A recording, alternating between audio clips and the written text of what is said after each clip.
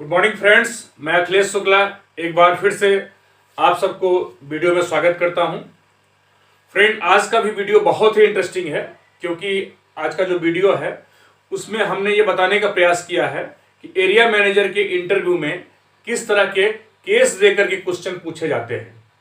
हमारा जो part 1 video था एरिया मैनेजर के इंटरव्यू का, उसमें क्वेश्चन दिया है कि कौन कौन से क्वेश्चन पूछा जा सकता है और उस क्वेश्चन के साथ में कुछ आपको केस स्टडी के हिसाब से क्वेश्चन आते हैं। आज मैंने ये 4-5 केस स्टडी आप लोगों के सामने रखूंगा, उसका आंसर बताने का प्रयास करूंगा जो कि आपके इंटरव्यू में बहुत ही हेल्पफुल होगा। फ्रेंड, केस स्टडी है तो वीडियो हो सकता है 2-4 मिनट बड़ा हो जाए, तो जरूर देखिएगा।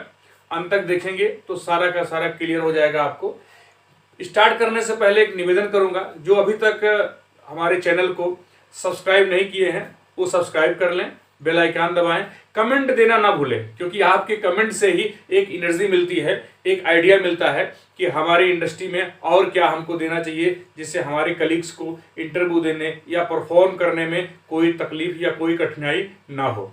तो फ्रेंड, मैं वीडियो स्टार्ट करता हूं। वीडियो वही है, types of questions during ASM interview. Area manager के इंटरव्यू में किस तरह क्वेश्चन होता है। मैंने पहले वीडियो में पार्ट 1 में पूरा क्वेश्चन दिया है, इसमें मैंने केस स्टडी दिया हुआ है। पहला केस स्टडी ये है फ्रेंड कि if you have 5 medical representative, out of 5 medical representative your 1 medical representative is not performing, then what you will do. अगर आपके पास 5 मेडिकल रिप्रेजेंटेटिव है, उसमें एक नहीं परफॉर्म कर रहा है तो आप क्या करेंगे। पहला एक क्वेश्चन आएगा आपके सामने। तो फ्रेंड, इसका आंसर तकरीबन ये होना चाहिए कि सर, जो एरिया मेरा कवर नहीं कर रहा, अच्छा हेडक्वार्टर नहीं परफॉर्म कर रहा, जो मेडिकल रिप्रेजेंटेटिव नहीं परफॉर्म कर रहा है, मैं अपनी वर्किंग थोड़ा उन पे बढ़ाऊंगा। उन पे वर्किंग अगर मैं सामान्यतः 5 बार जाता हूं, महीने में 5 दिन जाता हूं, तो 2 दिन और ऐड करूंगा। एक काम करेंगे। दूसरा, आपको ये काम करना पड़ेगा कि उस एरिया में रीजन ढूंढना पड़ेगा कि व्हाट इज द रीजन, क्यों कारण से वो हमारा हेडक्वार्टर परफॉर्म नहीं कर पा रहा है। उस कारण को निकाल के, उस रीजन को निकाल के उस पर आप काम करेंगे। उसके लिए उस लड़के को करने के लिए आप टास्क देंगे और उसको हमेशा मॉनिटर करते रहेंगे, फॉलो अप करते रहेंगे, थोड़ा उस पर ज्यादा कंसंट्रेशन करेंगे और हेडक्वार्टर के अलावा दूसरा काम आपको करना पड़ेगा। उस हेडक्वार्टर में आप जो एसम एक्टिविटीज होती है, आपको वो छोटा छोटा एक्टिविटी करना पड़ेगा और एक चैलेंज लेना पड़ेगा कि इस एक्टिविटी के माध्यम से मैं अपने इस हेडक्वार्टर को परफॉर्म करके दिखाऊंगा। तो जब आप काम करने जाएंगे तो 2-4 कन्वर्जन करके जरूर आएंगे और उस कन्वर्जन पे टास्क लड़के को देंगे, वो लड़का उस पर काम करेगा। धीरे धीरे 1 या 2 महीने में वो भी हेडक्वार्टर आपका परफॉर्म हो जाएगा। तो आपको रीजन ढूंढना चाहिए, उस पर काम करना चाहिए, अपनी वर्किंग बढ़ाना चाहिए और सपोर्ट करना चाहिए। वहां पर ज्वाइंट वर्किंग में कुछ ना कुछ एक्स्ट्रा बिजनेस दे करके आना चाहिए। दूसरा केस है कि your 1 medical representative is achieving 90% target, then how you will ensure 100% target. Very tough. Maximum जगहों पे ये तरह होता है, 90% हो गया यार, मेरा सर्वाइवल हो गया है। अब आप कैसे इंश्योर करेंगे एज ए एरिया मैनेजर कि आपका जो मेडिकल रिप्रेजेंटेटिव है वो मंथ बाई मंथ अपना टारगेट 100% करे। पहले फ्रेंड, जब आप ज्वाइंट वर्किंग में जाते हैं, इनके लिए आपको एक्स्ट्रा डे नहीं ऐड करना है। आप ज्वाइंट वर्किंग में जाते हैं, आप ज्वाइंट वर्किंग में जाने से पहले अपना मॉनिटरिंग टूल जो आपके पास है, डीसीआर है, सेल्स एंड स्टॉक स्टेटमेंट है, स्ट्रेटजी इंप्लीमेंटेशन, सारी एक्टिविटीज है, सबको आप पढ़ के जाइए, आप मॉनिटर करके जाइए और इसके बाद आप एक रीजन ढूंढिए कि काहे को लड़का मेरा जो है ये अच्छे ढंग से परफॉर्म नहीं कर पा रहा है, या आपका जो रिप्रेजेंटेटिव है उसका माइंड सेट है 90% करने का। इसके लिए आपको क्या करना पड़ेगा, जब आप ज्वाइंट वर्किंग में जाते हैं, एक चाय के साथ में उसके साथ वेलकम करें, बैठें और उसके साथ उसकी सारी प्रॉब्लम को सुनिए और जब प्रॉब्लम सुनेंगे वो जो बताएगा, इसके बाद आपको उसका एक सलूशन देना है। और सबसे पहले आपको उस मेडिकल रिप्रेजेंटेटिव को ये बताना है कि भाई 100% करने का एडवांटेज क्या है। 100% अगर टारगेट आप अचीव कर रहे हैं तो 3 एडवांटेज होता है।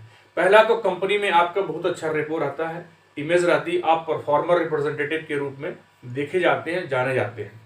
दूसरा एडवांटेज क्या होगा कि आपको कभी भी कोई भी मैनेजर हमेशा एक रिस्पेक्ट देगा।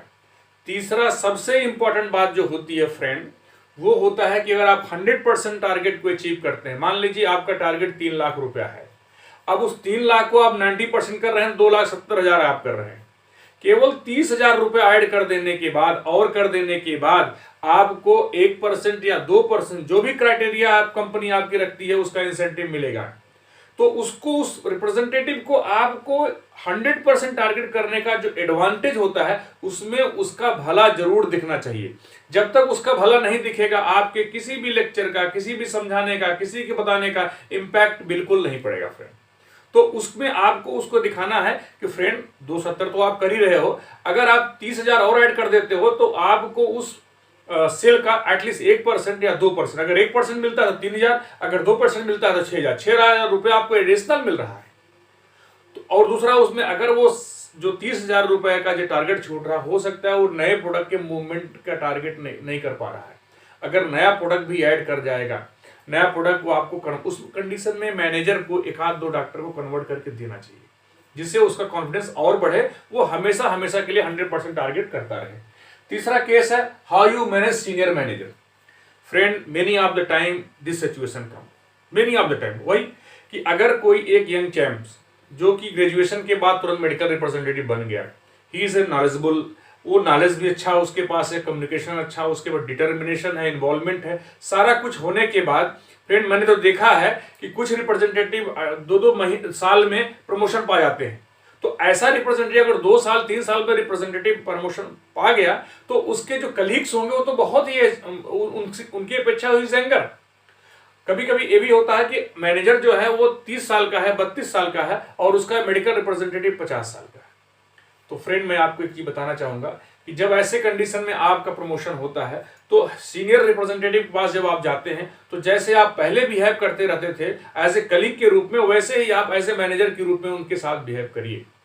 अब कोई रिप्रेजेंटेटिव अगर वो 50 साल का है और प्रमोशन नहीं लिया है और वो अभी भी मेडिकल रिप्रेजेंटेटिव का काम कर रहा है, इसका मतलब है वो सर्वाइवल वर्क करते हैं, वो अपना सारा काम ईमानदारी से करते हैं, आप वो टाइम से करते हैं, सब कुछ टाइम से रिपोर्टिंग करते हैं, इसीलिए कंपनी उनको 50 साल तक जॉब में रखा हुआ है और वो सर्वाइव कर रहे हैं, परफॉर्म कर रहे हैं। अब उसमें एक छोटी सी कमी होगी हमेशा, ये थोड़ा आराम तलब के लोग होते हैं, मतलब आराम से निकलेंगे, आराम से काम करेंगे, टारगेट करेंगे, कोई स्ट्रेचिंग वर्क नहीं करते। तो जब कोई आदमी स्ट्रेचिंग नहीं वर्क करता है तो इस इंडस्ट्री में परफेक्शन की कमी होती है।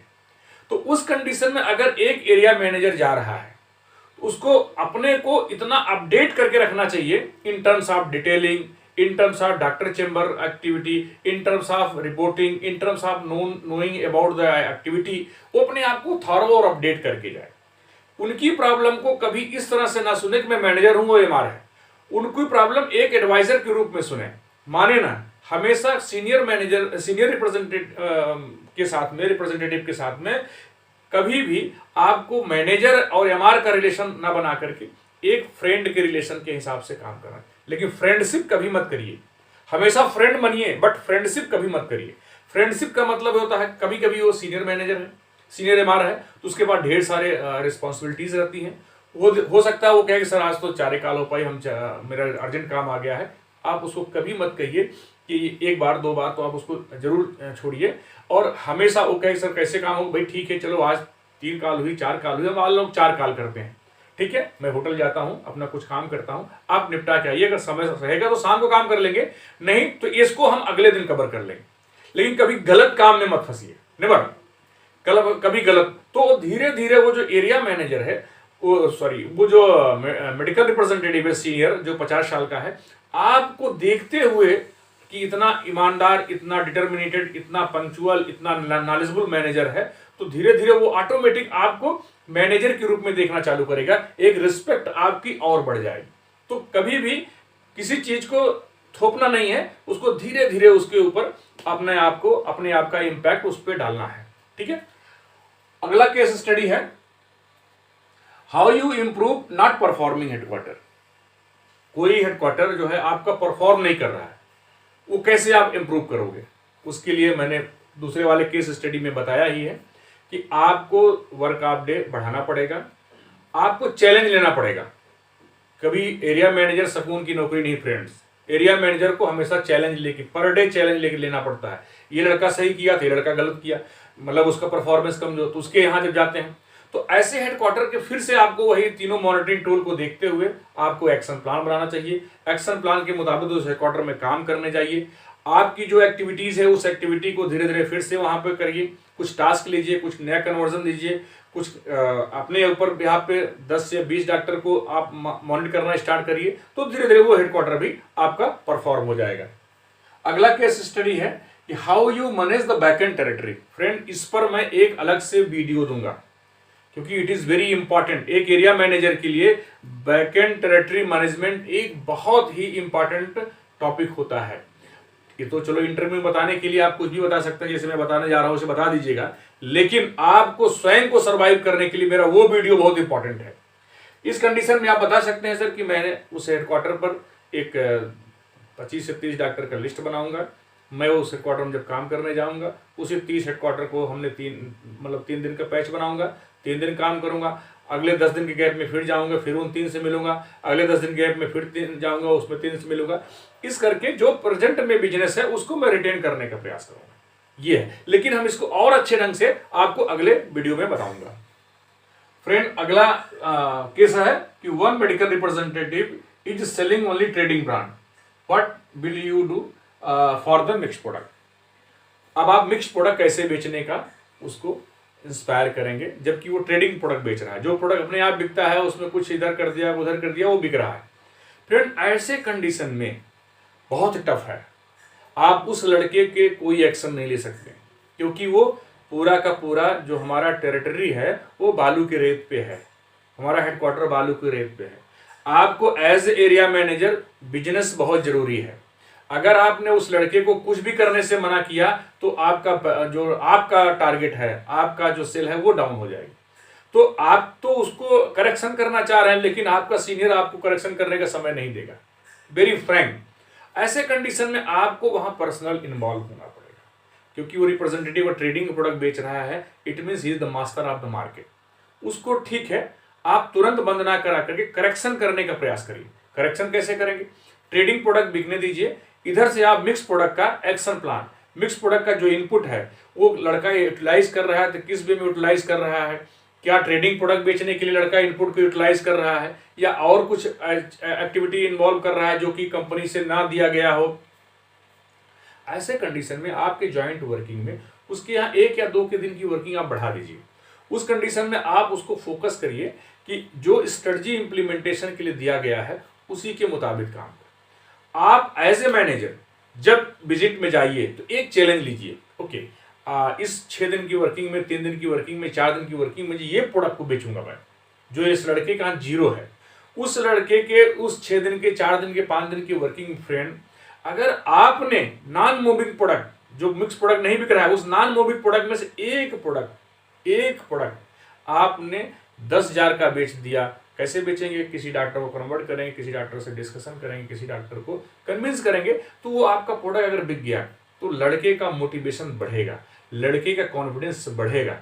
उससे वो उसी स्टाइल में आप उसको बोलिएगा, आप फॉलो करते रहिए, उसी स्टाइल में करेगा। तो चलो इस महीने इस विजिट में आपका एक प्रोडक्ट मिक्स प्रोडक्ट का ऐड हुआ, सपोज ट्रेडिंग प्रोडक्ट में वो कर ही रहा है प्रोडक्ट 90%, 80%, 95%, आपने जैसे ही एक मिक्स प्रोडक्ट को डाला उसका प्रोडक्ट 100% टारगेट भी हो गया और उसका मोरल भी हाई हो गया कि मेरा एक नया प्रोडक्ट भी बिकना चालू हो गया।